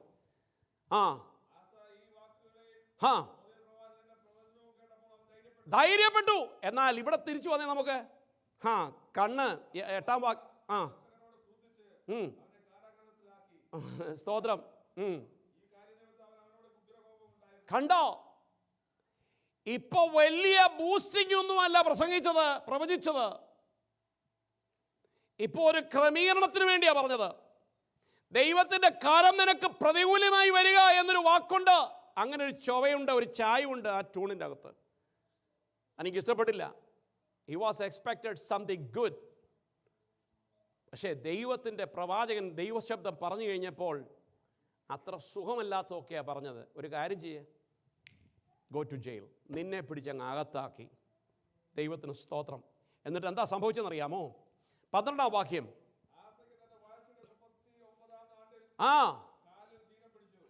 കാലിന് ദീനം പിടിച്ചു. അതാർക്കാ പിടിക്കാത്ത? എല്ലാവർക്കും പിടിക്കും. എന്ത് ഈ വേദോസത്തിൽ പുള്ളിക്ക് മാത്രം ഇവിടെ നമുക്കൊക്കെ എത്രയോ കാലിന് വേദന ഉണ്ട്. പരു വരുന്നു, ഗുരു വരുന്നു, അത് വരുന്നു, ഇത് വരുന്നു, പൊട്ടുന്നു, ഓപ്പറേഷൻ ചെയ്യുന്നു, കറക്കുന്നു, വെളുക്കുന്നു, പലതും സംഭവിക്കുന്നു. നിന്റെ പ്രശ്നം വേറൊരു പ്രശ്നമായിരുന്നു. ഇവിടെ പറയുന്നു അവന് അവൻ യഹോവയല്ല, അവൻ വൈദ്യന്മാരെ അത്ര ആശ്രയിച്ചത്. ആദ്യകാലം നോക്കിയപ്പോൾ പ്രാർത്ഥിച്ചൊരു പ്രാർത്ഥനയുണ്ട്.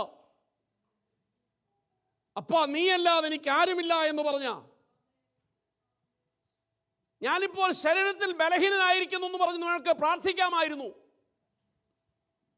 ദൈവത്തിലെ God want us to be continue in our same spiritual strength. നമ്മുടെ ആത്മീയ ജീവിതത്തിൽ അങ്ങനെ തന്നെ നിൽക്കാനാണ് ദൈവം ആഗ്രഹിക്കുന്നത്. നിനക്ക് ഇഷ്ടമുള്ള പോലെ ചാടുവാനും ചാഞ്ചാടുവാനും ഉള്ളതല്ല ക്രിസ്തീയ ജീവിതം. Praise God. എന്നിട്ട് എന്തോ പറ്റിയ കാലിന് ഒരു വല്ലാത്ത ദീനം പിടിച്ചു. എന്നിട്ട് എന്തോ സംഭവിച്ചു? ആ ദീനം അങ്ങ് that become very deadly serious എന്നാണ് അവിടെ അതിൻ്റെ അർത്ഥം അങ്ങനെയാണ്. അതികഠിനമായിരുന്നു എന്ന് പറഞ്ഞാൽ അൺട്രീറ്റബിൾ, ട്രീറ്റ് ചെയ്യാനൊക്കത്തില്ല. അവൻ യഹോവയെ അല്ല എന്ന വാക്ക് ശ്രദ്ധിക്കണം. അപ്പോൾ ഇവൻ യഹോവയിൽ ആശ്രയിച്ചിരുന്നെങ്കിൽ അതിനൊരു സൗഖ്യം ഉണ്ടായേനെ. Am I right? ശരിയല്ലേ? ഇപ്പോൾ ഒരാളോട് ഞാൻ പറയുക, എന്നോടൊരു വാക്ക് ചോദിച്ചിരുന്നെങ്കിൽ, പക്ഷെ എന്നോട് ചോദിക്കാതെ ഇന്നോരോട് പോയി ചോദിച്ചു എന്ന് പറയുമ്പോൾ അതിൻ്റെ അർത്ഥം എന്തുവാ? I could rectify the problems. അങ്ങനല്ലേ എൻ്റെ അർത്ഥം? അങ്ങനല്ലേ? ഒരു കാര്യം എന്നോട് ചോദിച്ചിരുന്നെങ്കിൽ, കാരണം എനിക്ക് ആ കാര്യത്തെക്കുറിച്ച് അറിയാം. ഒരു ഉദാഹരണം പറയാം കേട്ടോ. അല്ലെ നമ്മൾ ആരെങ്കിലും, നിങ്ങൾക്കറിയാവുന്ന ഒരു കാര്യം, വാട്ട് ഈസ് 4+2? അത് പറഞ്ഞാൽ 6 ആണെന്ന് അറിവുള്ള ഒരുത്തനോട് ചോദിക്കുന്നതിന് പകരം ബംഗാളിയുടെ ഭാഷയെ പറഞ്ഞാൽ 15 15 കൂട്ടിയാൽ 25 എന്ന് പറയുന്നതിനോട് ചോദിക്കുക, അവൻ നിനക്ക് 25 പറയത്തുള്ളൂ, 25 പറയത്തുള്ളൂ. അതേ വശം കണക്കിനെക്കുറിച്ച് വല്ല അറിവുള്ളവരോട് നീ ചോദിച്ചിരുന്നെങ്കിൽ അവൻ റൈറ്റ് ആൻസർ പറഞ്ഞു തന്നെ. അതാ പറഞ്ഞതിൻ്റെ അങ്ങനത്തെ ഒരു ഉദാഹരണം പോലെ ഇവിടെ പറഞ്ഞത്. അവൻ ദൈവത്തോടല്ല, പിന്നെയോ അവൻ മനുഷ്യനിൽ ആശ്രയിച്ചു. നീ ഇത്രയും നാളും കഴിഞ്ഞ ഏറിയ വർഷക്കാലം നീ ദൈവത്തോടാണ് ചോദിച്ചത്. നിൻ്റെ പ്രാർത്ഥനയ്ക്ക് വീര്യമുണ്ടായിരുന്നു, നിൻ്റെ പ്രാർത്ഥനയിലൊരു ധൈര്യമുണ്ടായിരുന്നു. ദൈവത്തിന് സ്തോത്രം. എന്നാൽ കാര്യങ്ങൾ മാറി, വർഷങ്ങൾ മാറി, കുറേ എക്സ്പീരിയൻസ് ഒക്കെ ആയി കഴിഞ്ഞപ്പോൾ പിന്നെ അതൊക്കെ അങ്ങ് വിട്ടു. അതൊക്കെ പിന്നെ ഒരു ഫോർമലായി മാറി. കാലിന് ദീനം പിടിച്ചു, താൻ മരിച്ചുപോയി. അങ്ങനെയല്ലേ താഴെ എഴുതിയേക്കുന്നത്? ആസ തൻ്റെ 13-ാം വാക്യം 16,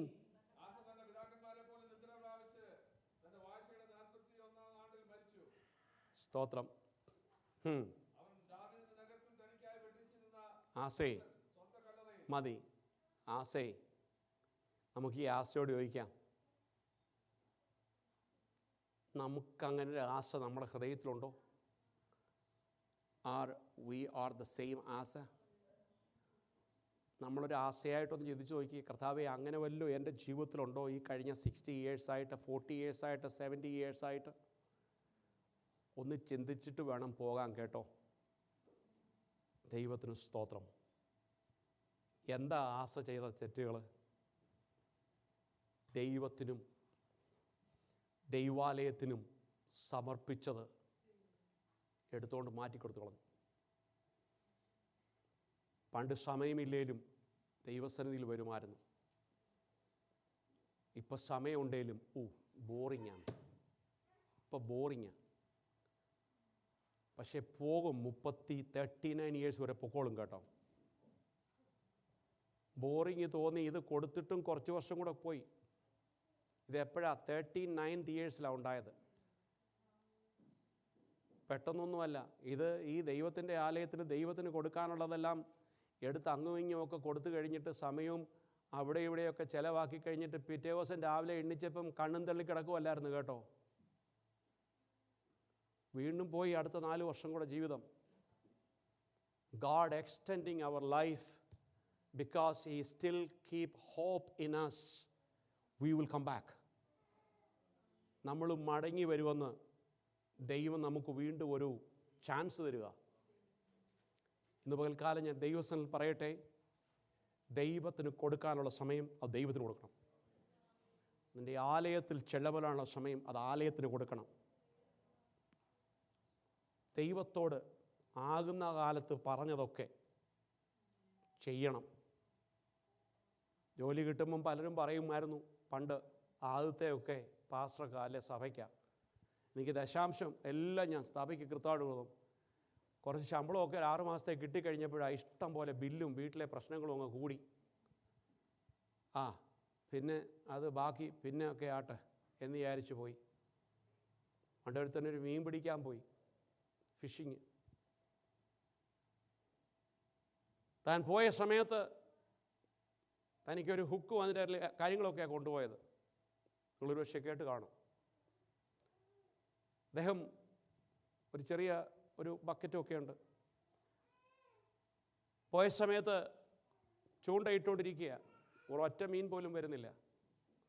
താനൊരു തീരുമാനമെടുത്തു, ദൈവമേ, ആദ്യം കിട്ടുന്ന മീൻ ദൈവത്തിന് ഞാൻ കൊടുക്കാം, ദൈവത്തിന് ഞാൻ ഈ ആദ്യത്തെ മീൻ കൊടുക്കാമെന്ന് പറഞ്ഞ് കുറച്ച് നേരം ഇരുന്നപ്പം ഒരു വലിയ മീൻ കയറി കൊത്തി. താനതിനെ ഒരു കണക്കിൽ വലിച്ച് ഈ കൊട്ടയ്ക്കകത്തിട്ടു. അവസാനം രണ്ടാമത്തെ ചൂണ്ട ഇട്ട് കഴിഞ്ഞപ്പോൾ പുള്ളിയുടെ മനസ്സിലൊരു ചിന്ത, കാരണം ഇതിനെ കണ്ടപ്പോൾ ഈ സാധാരണ ഈ അടുത്തിടെ കിട്ടാത്ത ഒരു വലിയ മീനാണ് കിട്ടിയത്. അപ്പോൾ തൻ്റെ മനസ്സിലൊരു ചോദ്യം വന്നു, ദൈവത്തെ എന്തിനാ മീൻ? ഞാൻ പിന്നെ ചുമ്മാ പറഞ്ഞാലും ദൈവത്തിന് അറിയാമല്ലോ, ദൈവം എന്താ മീൻ പൊരിച്ച് കഴിക്കുമോ? ദൈവം കറി വെക്കത്തില്ല, ദൈവത്തിന് എന്തിനാ മീൻ? ഇതൊക്കെ സൃഷ്ടിച്ച ദൈവമല്ലേ. ഞാൻ പിന്നെ അങ്ങനെ അങ്ങ് പറഞ്ഞു എന്നും പറഞ്ഞ് ചൂണ്ട ഇട്ടുകൊണ്ടിരിക്കുകയും ഈ മീൻ ഒരു പെടപെടച്ച് വീണ്ടും വെള്ളത്തിലോട്ടെടുത്ത് ചാടി. പ്രിയരെ, ദൈവമക്കളുടെ പല തീരുമാനങ്ങളും അങ്ങനെയാണ്. വേറൊരുത്തന് യാത്ര ചെയ്തപ്പോൾ പറഞ്ഞു, 5 പൈസ പോലും കയ്യിലില്ല, കർത്താവേ 100 രൂപ തരാമെങ്കിൽ കിട്ടിയാൽ ഞാൻ 50 ദൈവത്തിന് കൊടുക്കാമെന്ന് പറഞ്ഞു മുന്നോട്ട് പോയി. നമുക്കറിയാവുന്ന ഇതൊക്കെ, ഞാൻ ഓർപ്പിക്കുന്നത് മാത്രമേ ഉള്ളൂ. ദൈവമേ 100 രൂപ കിട്ടുവാണെങ്കിൽ അതിന് 50 ഞാൻ ദൈവത്തിന് തരാമെന്ന് പറഞ്ഞു. അവസാനം പോയ വഴിക്ക് പുള്ളിക്കാരൻ വീണ്ടും തീരുമാനമെടുത്തു, 100 കിട്ടിയില്ല, എത്ര കിട്ടിയാലും അത് ദൈവത്തിനുള്ളതാണ്, ഞാൻ അതിൻ്റെ ഒരു ഭാഗം ദൈവത്തിന് കൊടുക്കാം. ചുരുക്കി പറഞ്ഞാൽ പോയപ്പം പുള്ളിക്ക് 50 കിട്ടിയുള്ളൂ, പോയ വഴിക്ക് 50 രൂപ. അപ്പോൾ പുള്ളി അറിഞ്ഞറിയാം, ദൈവം നേരത്തെ അറിഞ്ഞുകൊണ്ട് 50 എടുത്തിട്ട് എനിക്ക് തന്നതാണ്. ദൈവം 50 ആദ്യം അങ്ങ് എടുത്തു. അപ്പോൾ ഇതെനിക്കുള്ളതാണ്. പ്രിയരെ, പല തീരുമാനങ്ങളും ക്രിസ്ത്യ ജീവിതത്തിൽ ഇതല്ലേ? ക്രിസ്ത്യ ജീവിതത്തിലെ തീരുമാനം പലപ്പോഴും ഇങ്ങനല്ലേ?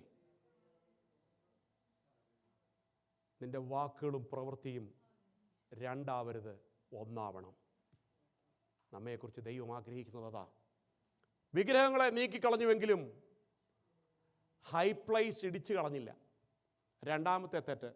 ആദ്യത്തെ തെറ്റ്, ഡെഡിക്കേഷൻ ചെയ്തത് ദൈവസന്നിധിയിൽ പറഞ്ഞതൊന്നും പാലിക്കാൻ പറ്റിയില്ല, സാഹചര്യങ്ങൾ മൂലം.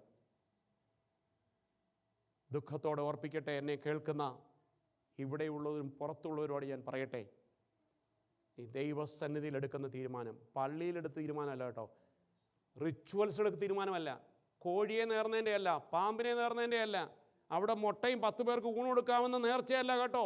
ദൈവത്തിൻ്റെ ആലയത്തിൽ നിന്നെ തന്നെ യാഗമായി കൊടുക്കുന്നതിനെ കുറിച്ചായി പറയുന്നത് കേട്ടോ.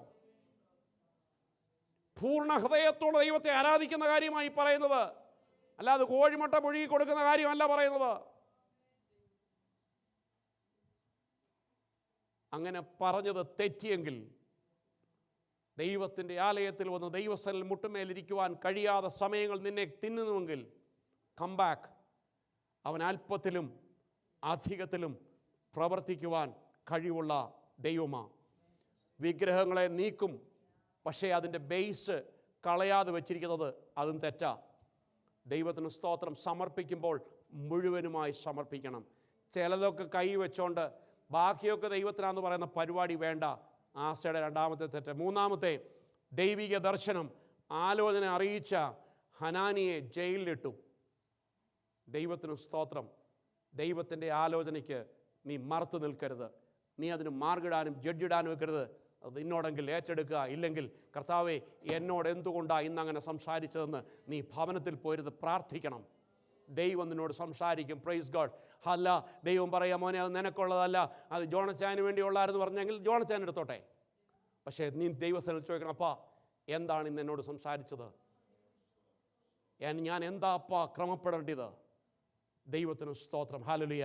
ആ നാലാമത്തെ താൻ ചെയ്ത തെറ്റ്, താൻ രോഗിയായപ്പോൾ ദൈവത്തിൽ ആശ്രയിക്കേണ്ടതിന് പകരം, ഇത് കേൾക്കുമ്പോൾ ചിലരായിരിക്കും, എന്നാൽ ഇനി തൊട്ട് ഞാൻ എടുക്കുന്ന ഡയബറ്റിക്കിൻ്റെ മരുന്ന് എടുക്കുന്നില്ലെന്ന് അങ്ങനെയൊന്നും വിചാരിച്ചു കളയരുത് കേട്ടോ. നിങ്ങളുടെ ഒരു മരുന്നും മുടക്കരുത്. അത് സമയത്തെടുത്തോണം. പക്ഷേ ദൈവത്തെ പരീക്ഷിക്കാൻ നിൽക്കരുത്. ദൈവത്തിന് സ്തോത്രം. അവൻ മനുഷ്യനിൽ ആശ്രയിച്ചു. കാരണം അതിൻ്റെ പൂർവ്വകാലങ്ങൾ നോക്കിക്കഴിഞ്ഞാൽ ഒരു ചെറിയ വിഷയമുണ്ടെങ്കിലും മുട്ടുമേൽ നിന്ന് പ്രാർത്ഥിച്ച് ദൈവസന്നിധിയിൽ ബലം കണ്ടെത്തിയ ആശ സമയം കാര്യങ്ങൾ മാറിക്കഴിഞ്ഞപ്പോൾ താൻ മനുഷ്യനിൽ ആശ്രയിക്കാൻ തുടങ്ങി. അതാണ് അതിൻ്റെ സ്തോത്രം ഹല്ലേലൂയ വഴിയുടെ തോൽവി എന്ന് പറയുന്നത്. സ്തോത്രം ഹല്ലേലൂയ. എന്നാൽ അദ്ദേഹത്തിൻ്റെ മകൻ വന്നു അതിൻ്റെ ബേസ് പോലും ഇടിച്ചു കളഞ്ഞു. രാജ്യത്ത് ഒരു സമാധാനമുണ്ടായി. ഞാനെൻ്റെ വാക്കുകൾ ദൈവസന്നിധിയിൽ നിർത്തട്ടെ. എന്നെ കേൾക്കുന്ന ദൈവമക്കളെ, ബലവാനും ബലഹീനും തമ്മിൽ പ്രശ്നമുണ്ടെങ്കിൽ അത് തീർക്കുന്ന ഒരുവനുണ്ടോ? അതിൻ്റെ അകത്ത് മൂന്നാമത്തെ അച്ചായൻ വേണ്ട, മൂന്നാമത്തൊരു ജ്ഞാനി വേണ്ട, മൂന്നാമത്തൊരു അറിവുള്ളവൻ വേണ്ട. സർവ്വശക്തൻ്റെ കരങ്ങളിൽ കൊടുക്കുക. അവൻ പ്രവർത്തിക്കും. മാനസാന്തരം ഉണ്ടാകേണ്ടിടത്ത് മാനസാന്തരം ഉണ്ടാകും. മാനസാന്തരം വരേണ്ടവർക്ക് മാനസാന്തരം വരും. ഇല്ല എങ്കിൽ ദൈവം അവനെ നികൃഷ്ട ബുദ്ധിക്ക് ഏൽപ്പിക്കും. നമ്മളാരും നികൃഷ്ട ബുദ്ധിക്ക് ഏൽക്കപ്പെടാതിരിക്കാൻ നാം ദൈവകരങ്ങളിൽ നമ്മളെ തന്നെ ഏൽപ്പിക്കാം. God bless you with this word. Praise God.